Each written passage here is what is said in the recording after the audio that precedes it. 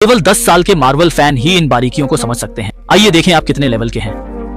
पहली बात, जैसा कि हम सब जानते हैं, एवेंजर्स में 3 लोगों को थॉर का हथौड़ा उठाने की मान्यता मिली।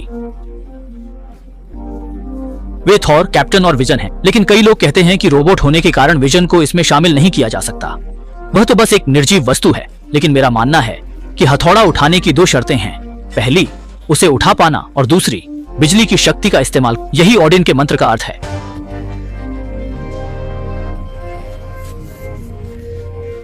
थॉर और कैप्टन ने स्पष्ट रूप से बिजली का उपयोग किया।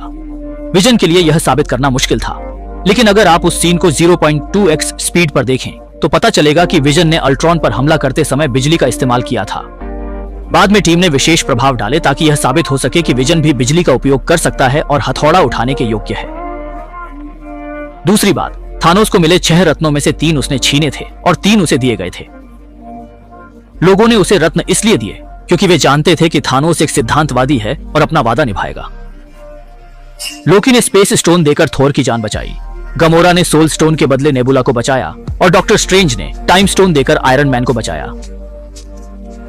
दिलचस्प बात यह है कि जिन 3 लोगों की जान बचाई गई वे अंत में थानोस की उंगली के इशारे पर राख नहीं बने। तीसरी बात, एवेंजर्स 3 में जहां डॉक्टर स्ट्रेंज पत्थर पर बैठा है, वह एवेंजर्स 4 में थानोस की मुद्रा से मिलती जुलती है। यहां तक कि पत्थर से खेलने की क्रिया भी समान है। अंतर सिर्फ इतना है कि स्ट्रेंज दाएं हाथ से और थानोस बाएं हाथ से बेहतर है, जो थानोस के बाएं हाथ का होने की पुष्टि कर। चौथी बात, हम जानते हैं कि एंटमैन के शरीर में एक असामान्य स्वतंत्र स्थान है। निक फ्यूरी ने देखा था कि वह कई लोगों और एक कॉस्मिक क्यूब को निगल सकता है। लेकिन अगर हम एवेंजर्स 1 को देखें तो पता चलेगा कि कॉस्मिक क्यूब निकलना दरअसल जब निक फ्यूरी ने ब्लैक विडो को बैनर को मनाने भेजा तो कॉस्मिक क्यूब की जानकारी देखकर बैनर की पहली प्रतिक्रिया यही थी।